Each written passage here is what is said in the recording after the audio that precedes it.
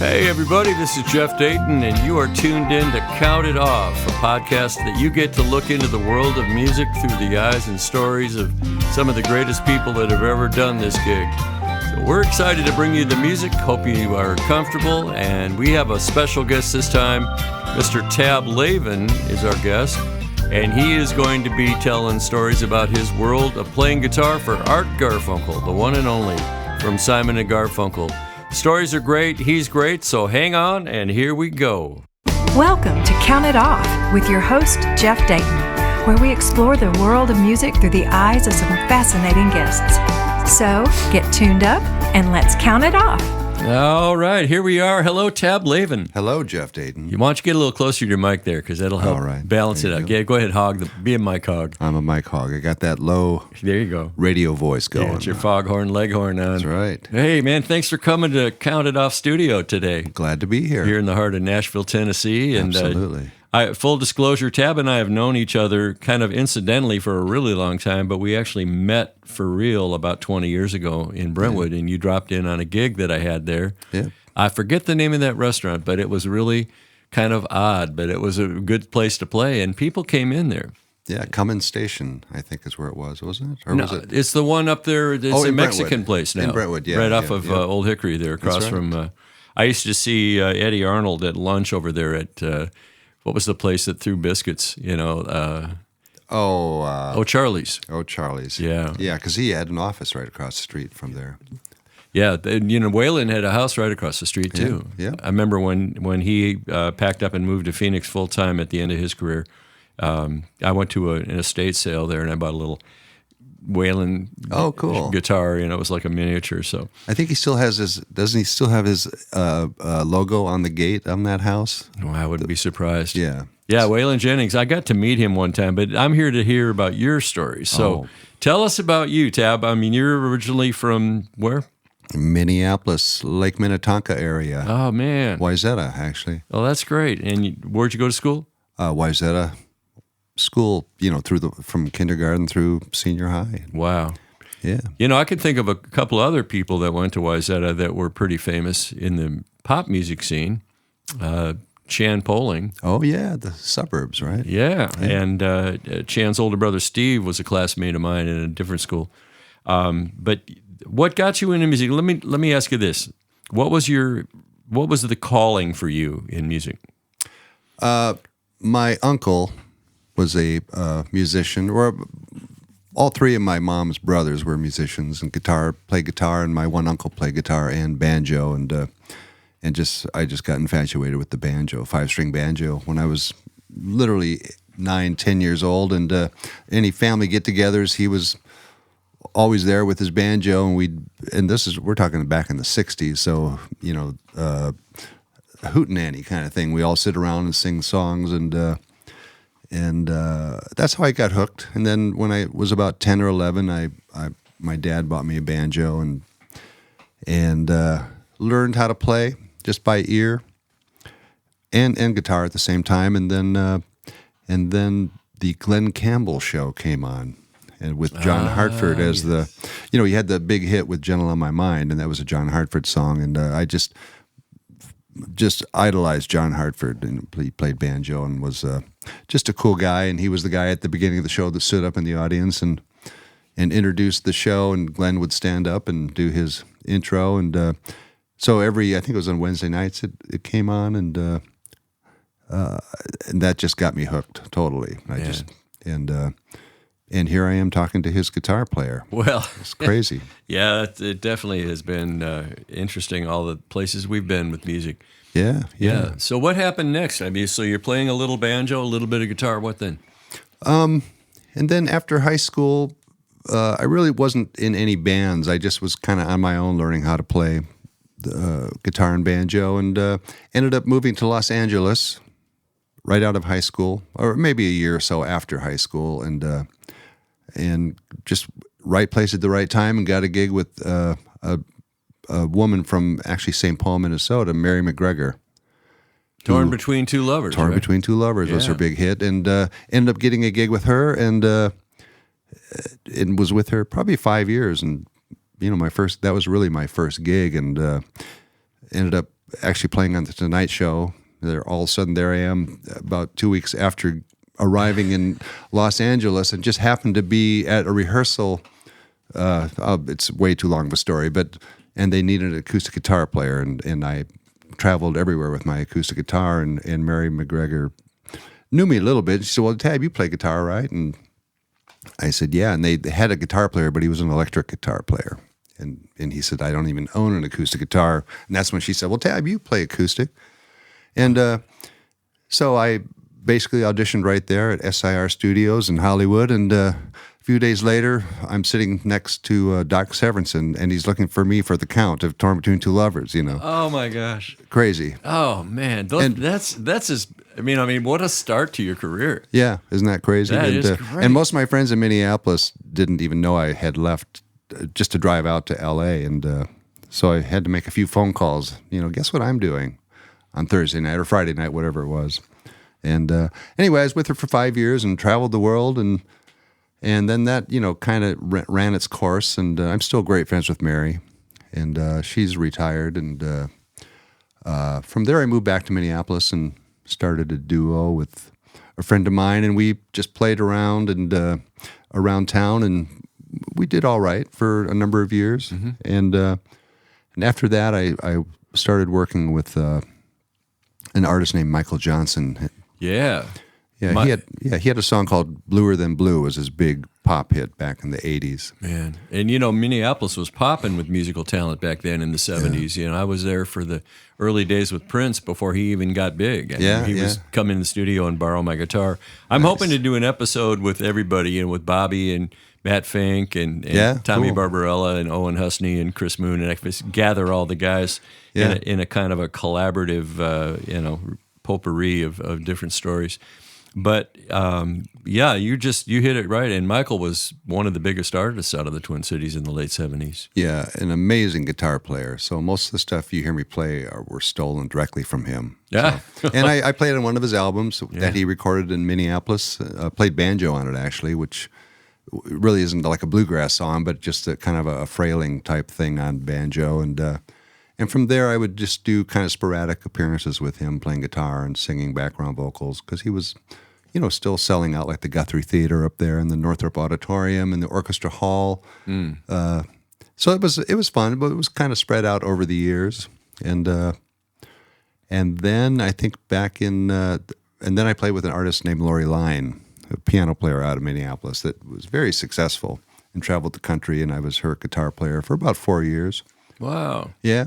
And that was like 15 people in the orchestra, you know, and I was kind of behind my little podium playing guitar, and it was fun. Fantastic. Yeah. And then from there, I moved to Nashville. I wanted to pursue songwriting, and I just by chance met a songwriter, a successful songwriter, had his own publishing company, and he'd heard some of my songs and encouraged me to move down. Wasn't Dennis Morgan, was it? No, another Minneapolis guy. But no, this is James Dean Hicks. Oh, he's got a big name down here. Yeah, and he liked my stuff, and he encouraged me to move down so I could write with his writers, and he just wanted to integrate me into the scene, which he did. And I did that for a year or two, and then the next chapter started. Now, when you were writing for him, back in those days, they were giving writers a draw, like in advance, right? Yeah, and I hadn't quite reached that. He was dangling that carrot. He said, "Let's just keep writing before I start investing money in you." And you know, so sure. And you know, I had money in my pocket just from working so much in Minneapolis, so I was able to survive for that first year or so. And you know, unfortunately, I just never got the co-writing thing. You know, I always struggled with that. I was more of a writer on my own, and it's such a thing down here to co-write with other writers. It really is, and I've been a solo writer for most of the 15 years since I was signed to Black River. And I do co-write, and I love my co-writers, and we sometimes nail a magic one. Yeah. But you know, one of them that pops to mind is Eddie Kilgallen, and I wrote a song called "Imperfect Me" that Sarah Darling did the demo for us, and we still think that's a major motion picture. Nice. kind of a tune. Yeah, so you never know which one is going to be Nope. wet newspaper, and the other one is going to be just on fire when you're done with it. Yeah. Yep, exactly. So you're in Nashville, and we're talking 80s somewhere in there. No, we're talking 1999. Oh, okay. So 98, 99. you were involved in another group before that, back in Minnesota. Yeah. And I know this, so I'm asking leading questions. I'm sorry, Your Honor. Yeah, I was in a group with a bunch of friends. The duo that I was in, we combined with a successful local singer named Mary Jane Alm up there in her band, and we joined forces, and it was kind of a country pop band, a lot of Bonnie Raitt stuff and a lot of straight country things. But and Mary Jane's awesome, so she's got the voice for that. yeah, and we were actually quite successful up there, and did some corporate work and played around the Midwest a lot. And then we actually got interest from Warner Brothers, and we were signed to Warner Brothers for a brief moment in time here in Nashville. They flew in and saw us and signed us to a development deal, and came down here and recorded to Nashville. We also recorded up in Minneapolis. They flew a producer in, and we were already talking about album cover concepts and all that. And one day the phone rang, and the manager had to call everybody and say they dropped the deal, guys. Oh, So yeah. just- Well, it's for harsh that business. beautiful brief moment in time. Yeah. And Yeah. but then we were coming down to Nashville a lot, and that's really kind of when I got my love for Nashville. I thought, well, I got to come down here at some point because this is where it's happening. All right. Well, we're going to get into more with Tab here, but in just a second here, I'm going to let you hear some of his first single from an album that he recorded in about 2010, 2011, something like that. 2011. Yeah, okay. Here we go. I've been chasing a cranberry red balloon, jumping and racing through town all afternoon. Across the boulevard, past the junkyard, and the dog as it barks. Down alleyways, under skyways, through the pigeons in the park. I just can't grab the string of the cranberry red balloon. I'm beginning to think it's easier to rope the moon. On my tiptoes, then the wind blows, and it's lost in the trees. Then it sails high through the blue sky as it's riding the breeze. But the sun's going down on the cranberry red balloon. It's Tab Laven singing a song from his album Cranberry Red Balloon. And, dude, that is some stellar music right there. Oh, thank you. I have a feeling I know who that singer on there besides you. Isn't there another singer on that? Oh, is there? Now that you pointed out. Yeah, well, that was from a kids record that I did when I moved here. I was encouraged by some friends to, you've got some cool kids songs. And so it was actually my wife that encouraged me to do the record, and just basically became the executive producer. She just kind of helped me organize it and go, you got to do this, and we'll make it work somehow. Come up with the money to do it, and I want to talk more about the album in a minute, but Okay. I want to get to the guy that's on there with you. Well- and I want to I'll see if I can guide your story towards him. Absolutely. This is Art Garfunkel singing vocals on that. Blow me down, matey. Hey, I can't lied. believe it. That's right. What an honor. Now you're going to ask me, how did he come to sing on your album? That's a good question. Well, after about a year after I moved here, probably 2000 or 2001, I was just renting a room in West Nashville, and the landlord was a woman that was also in the music business, and her fiance was a gentleman named Buddy Motlock, and he's big in the folk circles and the Kerrville Music Festival thing and all that. And he's written some from well-known folk songs. And she had told me about him, and he came over to the house one day and introduced himself, and we just small talk. And the interesting thing is, before I moved to Nashville, I had seen Art Garfunkel on a PBS special, and it was with his band, and it was Art Garfunkel live from Ellis Island or something like that. And his guitar player at the time was a guy named Eric Weisberg, and Eric is a well-known studio guy. Wasn't he the dueling banjos guy? He was the guy that played on the soundtrack, the banjo. That's Eric Weisberg. Yeah. And he's a long history of the New York folk scene and bluegrass scene, and known big studio guy too. But he was on the road with Art at that time. But when I saw this show, I'm watching the show by myself up in Minneapolis, and I listening. I go, that's my gig. Because I was raised on Simon Garfunkel, learning how to play guitar as a teenager, 12, 13 years old. Yeah. Learned all the Paul Simon stuff, just, painfully, as you well know, just dropping that needle. This is before any YouTube or any technology that you could learn it easier as it is now. But just picking that needle up and just trying to perfect those guitar parts. And so I'm watching the show in Minneapolis. This is like in 1997 or 98 before I moved to Nashville, and that's my gig. I can do that gig, and I can play it better than him because I know those songs so well. And so now, in all of your young hubris, they say. Oh yeah, yeah. So now I'm back in Nashville and living in Nashville, and I introduced to my landlord's fiance and Buddy Motlock, and I said, so when do you hit the road again? He said, well, right now I'm in the studio with Art Garfunkel. He's recording an album here in Nashville, and I'm helping him co-write. He's normally not a songwriter, Art Garfunkel. So Buddy and a woman named Maya Sharp, a great songwriter from Los Angeles, they were in Nashville helping Art create this record and taking a lot of his prose, poetry, and poems that he'd written and turned them into songs.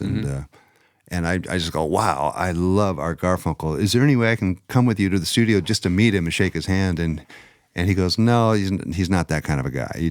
You don't just show up. When he's working, he's serious. He doesn't want distractions. He's in Nashville to work on this record. And okay, I get it. Well, I'm just desperate trying to think, how do I make this work somehow? I just want to meet him, I was always an Art Garfunkel fan. I had all of his solo records, and he goes, well, or I said, well, if you ever hear that he's looking for a guitar player, I didn't know how well Buddy knew him, but I said, if you hear that he's looking for a guitar player, I would love to throw my name in the hat and audition if it ever came up. Mm-hmm. And he said, well, I know that Eric's been with him for a while. He's not here doing this record with him, but if anything comes up, I'll let you know. So just give me your name and number. So I quickly got a napkin or something and wrote my name and my cell phone number. And the business card of all successful musicians, a bar napkin. That's exactly what it was. And yeah. So had Buddy heard you play yet? No, he hadn't even heard me. So you're just a guy that rented. And that he's an Art Garfunkel fan. Knowing that I'm a musician, but he hadn't heard me play, but knowing that I was in town as a songwriter. Mm-hmm. Excuse me. And so he kind of took the thing and, it's like, okay, well, this is worth a shot. You just never know. And he folded it and put it in his shirt pocket. And he said, well, I got to go. We actually have a session. So nice to meet you, Tab, and I'll see you around sometime. And that day, the phone rang later in the afternoon, and it's Buddy. And he goes, you're not going to believe this, Tab, but when I got to the studio, the first thing out of Art's mouth was, do you know any guitar players in town that might be able to do this gig? Because apparently he and band were, going through some changes. And Buddy goes, well, as a matter of fact, and he reaches in, he said, I just met this guy today, and he said he would love to audition for you. And Tab Laven, okay, I'll give him a call. And so Buddy had just called me to tell me this. He said, you're not going to believe this. And I'm going, what? And oh man, God works in hilarious and mysterious ways. That is incredible. So a couple days later, the phone rings, and the voice, I didn't recognize the number. Tab, this is Artie Garfunkel. I heard you might be interested in auditioning for me. And, I'm like, yeah. Prank call. Well, because I really hadn't told anybody about that. Because I'm always like, I don't want to hex it. I don't want to start telling everybody that I, whatever. And he said, well, I'm in New York again, but I'll, I can either come back to Nashville or I can fly to New York. And I said, well, whatever works for you, you tell me, and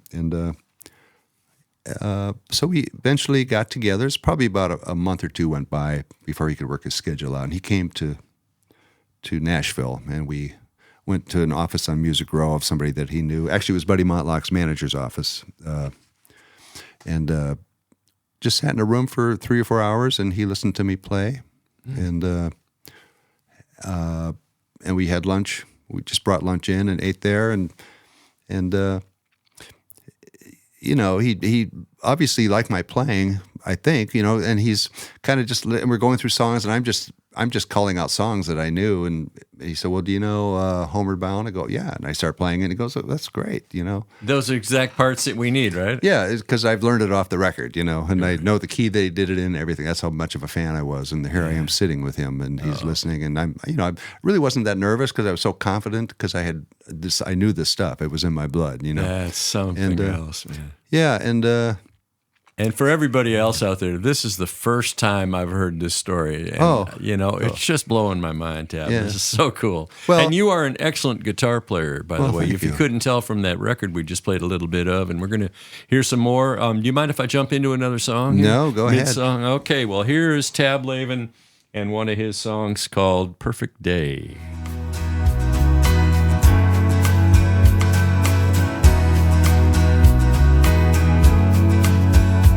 I can't stop smiling 'cause the sun is shining and the time ain't flying away,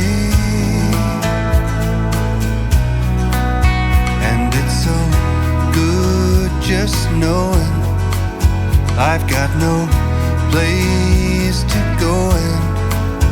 A gentle breeze is blowing my cares away, and it's a perfect day.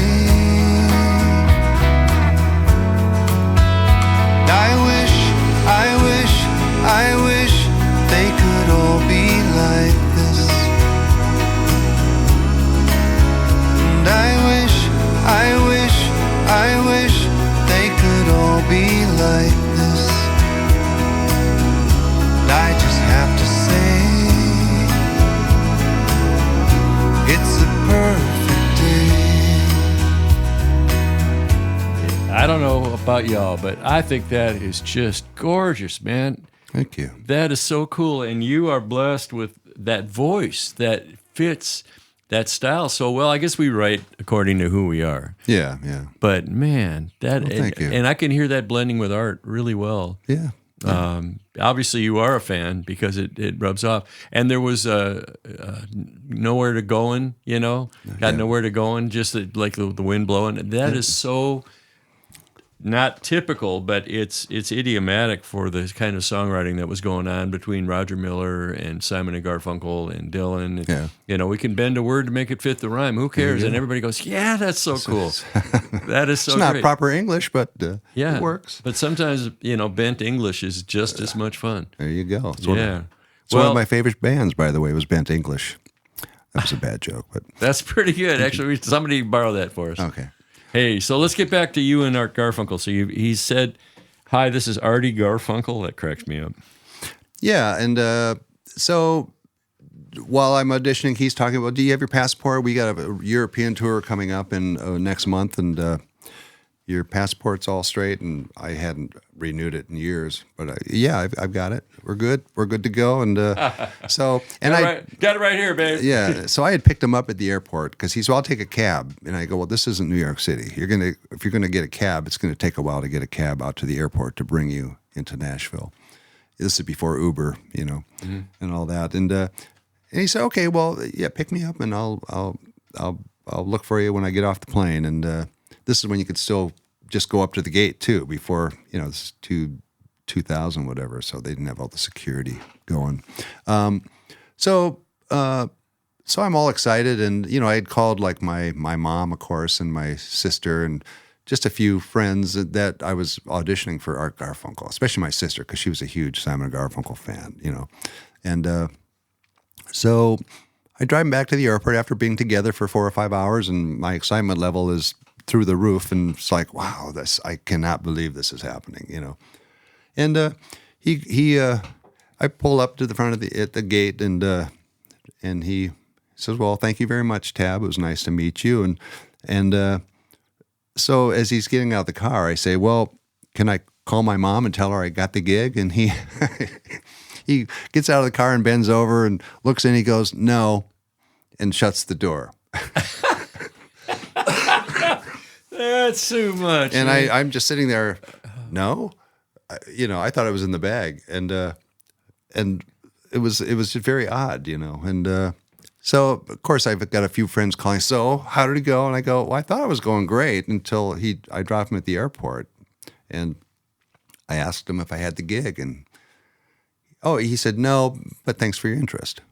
It was like, ooh, okay. Leave your information with the secretary. Yeah. I've got other auditions to do now, but and I thought, well, maybe that's what it is. He's got other people he's listening to, and so I'm just, of course, that night I'm just like, I thought I had it, and the phone rings early the next morning, and I wake up and answer it, and it's, hi, this is I can't remember his name, but this is in New York, and I'm Art's manager.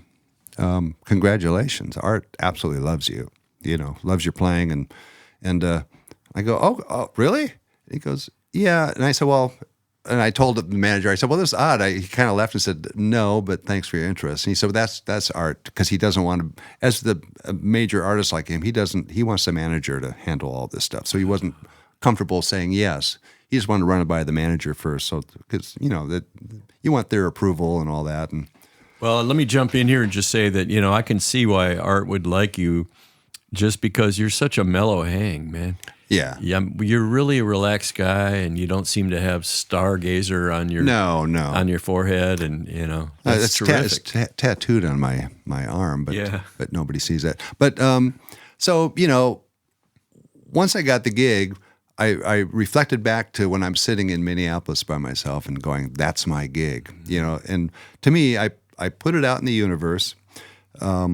And it just spun around until the planets and Art actually, in an interview that I read, and the interview was taken quite a while ago, but the person asked him, how did you find your guitar player, Tab Laven? Because at that point, and for most of his career, it was just he and I on stage together. I'm just playing acoustic guitar and he's singing, and he goes, how did, I don't know. It was in the universe, and I picked it up, and he just seemed like the right guy. So to me, that little postulate that I made way back when was just spinning out there, and it finally coordinated with his coordinates, or whatever, how you say it. Oh, my gosh. And he said, it's like people say, how did you meet your wife? Or how did you know she was the one? And he goes, it's just that vague thing. It's like, just when I met him, just something about him that clicked with me, that this is a guy that I could really work with. Is that ever amazing? Yeah. And then off you go, and you told me yesterday, and when we were chatting before the show, that you've gotten to play places like Royal Albert Hall and Carnegie Hall,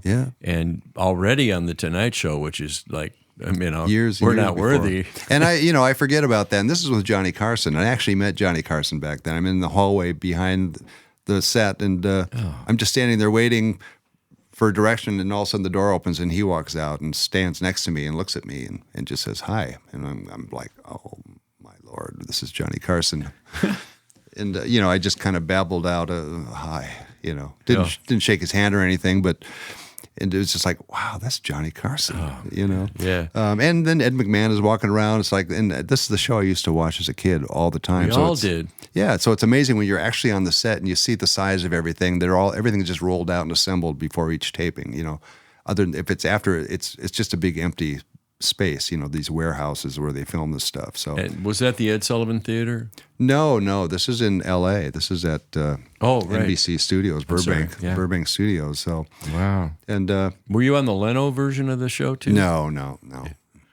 You must have done some of those with Glenn, I would imagine. We did the Today Show from Rockefeller Plaza. Oh, okay. July 4th of 1997. Yeah. And we did a couple other. We did Into the Night with what was his name? The radio DJ Rick Dees. Oh, yeah. And a couple things like that, but never the Tonight Show. I got to be on Conan O'Brien when I was with Kenny Chesney. Oh, I'm sure and that we was did fun. No Shoes, No Shirt on that show. Oh, nice. Yeah, that was Fun, a fun, thrill. Staying in Times Square and getting Yeah. to do that. But I didn't have. We were comparing notes. I mean, I'm in hero worship with Tab right now because how many and times you. did you play Carnegie Hall? Well, I've actually done some tribute shows with Art there. Like every year they do a tribute to somebody and they bring all these artists in. I think the year I did it with him was like a Rolling Stones tribute. That counts. Yeah, and so Art and I go out and do like Ruby Tuesday or something, and but then he and I did a sold out show there a few years back, but to a packed house Man. at Carnegie Hall, walking on that big stage, and it's just me on a stool and him sitting next to me. It was pretty amazing. And then You can't hide behind your music stand. no, there. there's nothing to hide behind. And but it was walking out. I remember it was remarkable because I walked out and I was so confident and had done the show so many times and was so sure of what I was doing that I wasn't nervous. And you were woodshitting the songs like years before you ever even thought you had a shot at it. Absolutely. With your years playing, Simon and Garfunkel. Yeah. How many years now is it for you? We're probably 23 years that I've been with him. And the last few years he's really slowed down.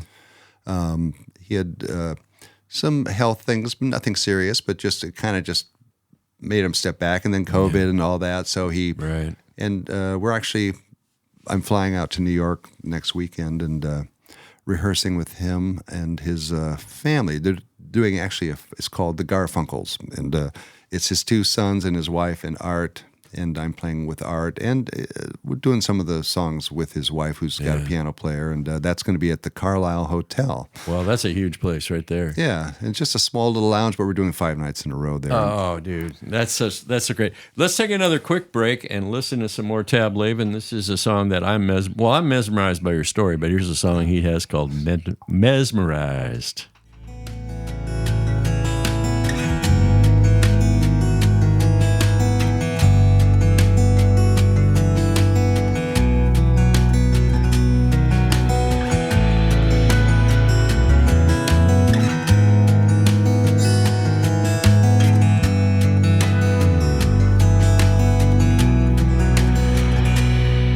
Like the spell we all fall under, staring into a fire. We're drawn in Check out by that some guitar work. ancient desire no one can explain, or the subtle pull we feel standing at the edge of the sea. Why the rolling of the waves sets us free, no one can explain.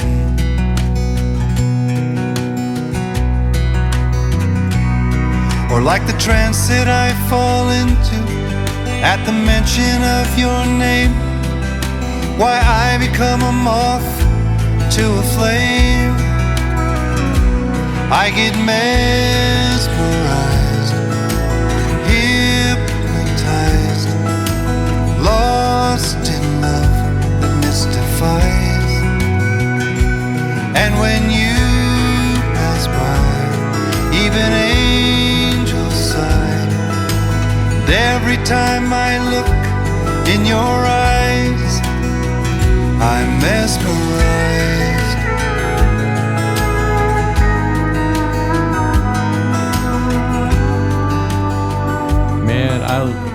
I love that steel guitar on that. Now, is that Brian Peters? No, that's Paul Franklin. Oh, you couldn't go any worse than that. Oh, I know. Oh my gosh.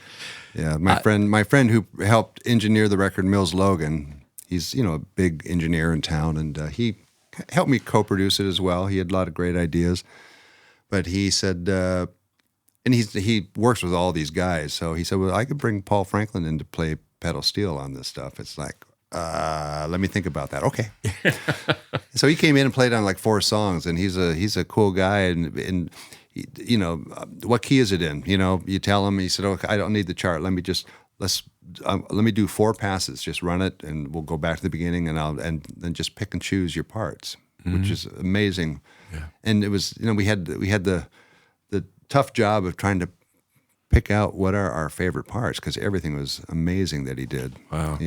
Well, I'm a steel player too, and I started out years ago thanks to Russ Paul. We went up to Gonvik, Minnesota, Russ. And he took me up to Elvin Erickson's place in about 1973, I think, or 74. Yeah.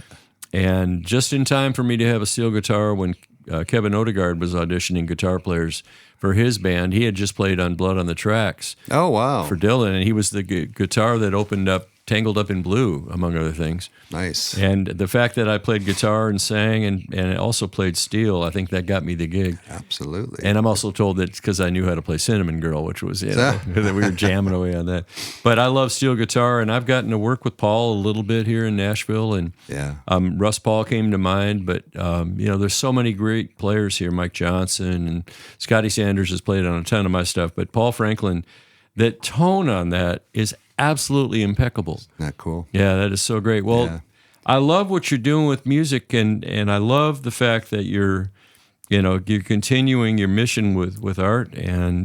But what's in the future for you? I mean, here's what people that are listening, I want you to know that this happened about 2 months ago, and I was playing a gig in town, and all of a sudden Tab walks up to me and said, "Hi, I'm Tab Laven." And I said, "Oh my gosh, I haven't seen you in years."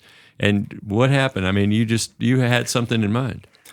Well, I was, I'm trying to think of other ways to just keep everything moving forward, and a friend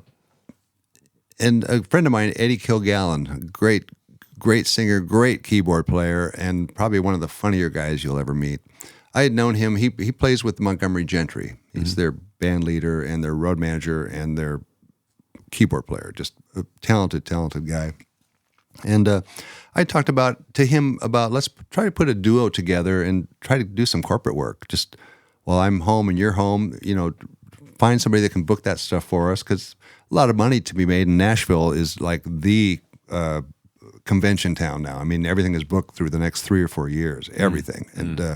And everybody loves to come to Nashville, and they also like to hear the background, the backstories about songs and artists and stuff, and so we were putting together a show, and then for some reason we're sitting around and we thought, who else?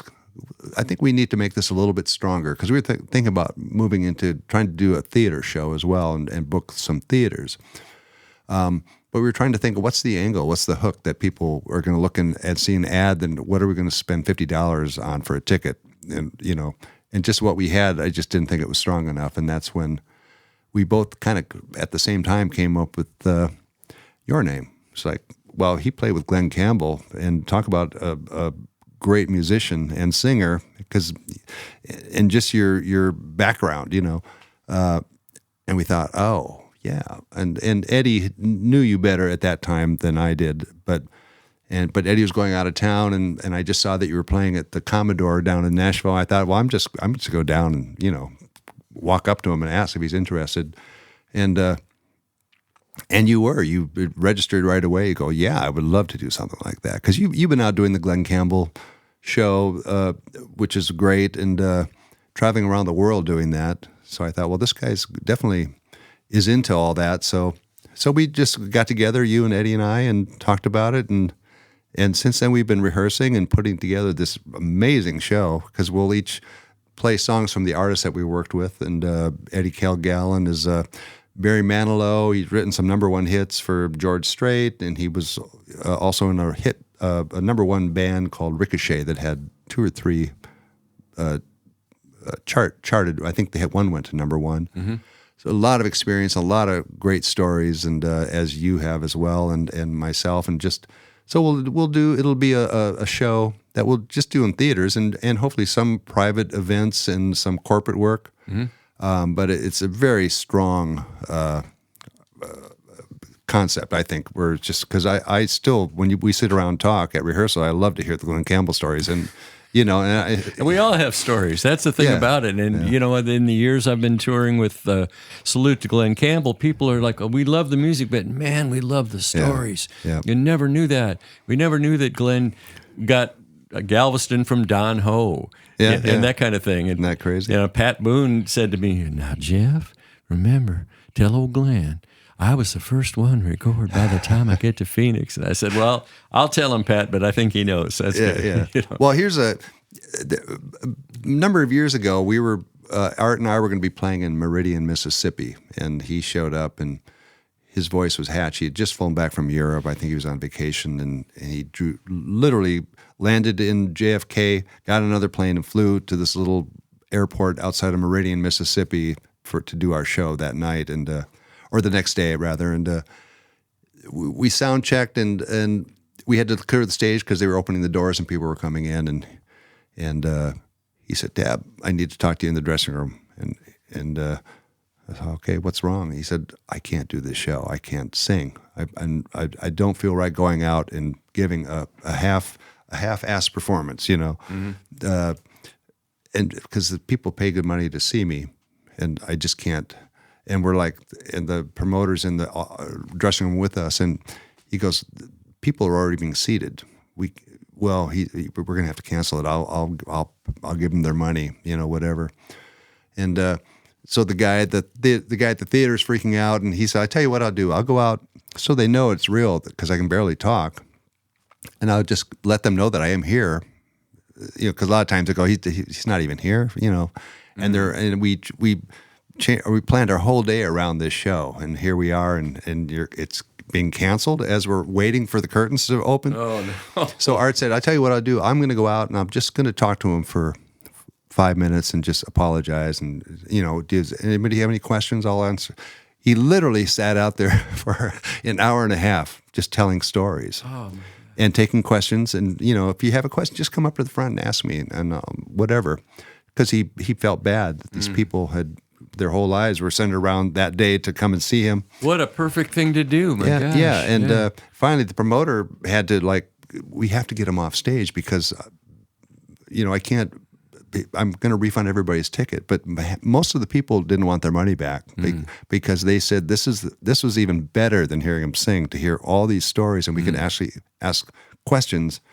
And from that point on, he incorporated that into his show, telling stories, which is kind of what we're doing, giving behind the scenes, because people just love to hear that stuff, We're going to call it, for the lack of a better term right now, we're going to call it Garfunkel, Manilow, and Campbell, the music of the guys that were there. Yeah. And it's going to be a fun show. We got together yesterday and rehearsed, and it's very exciting. It's really exciting. And the harmonies on the the Simon and Garfunkel stuff is tremendously thrilling for me, because I've always loved being in a vocal group. Yeah. But very seldom have ever had a trio of guys that can sing this well.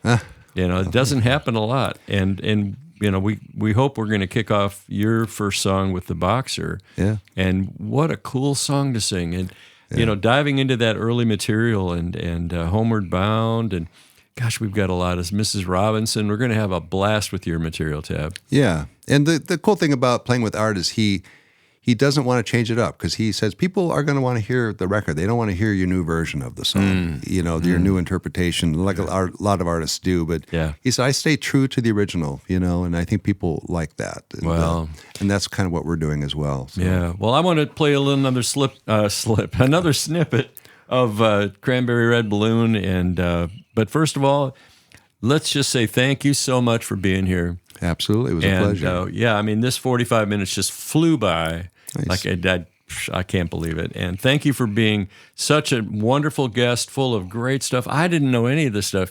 And again, I often ask my guests leading questions, but the top of the music world, and just think of what it'll be like to be in New York with this show. Yeah. and have people going, we saw you, we came to the right. Carlisle or whatever. So Yeah. those of you out there that want to know more about it, you can hit me up on the webpage. The Facebook page is Count It Off Podcast, and I hope you'll subscribe there. But you know how we do this here is just say bye-bye, everybody. Bye-bye, everybody. Bye, everybody. Hey, baby. Thanks for joining us, and we hope you enjoyed this show. We invite you to check out all the other episodes and share this channel with all of your friends. Until next time, peace.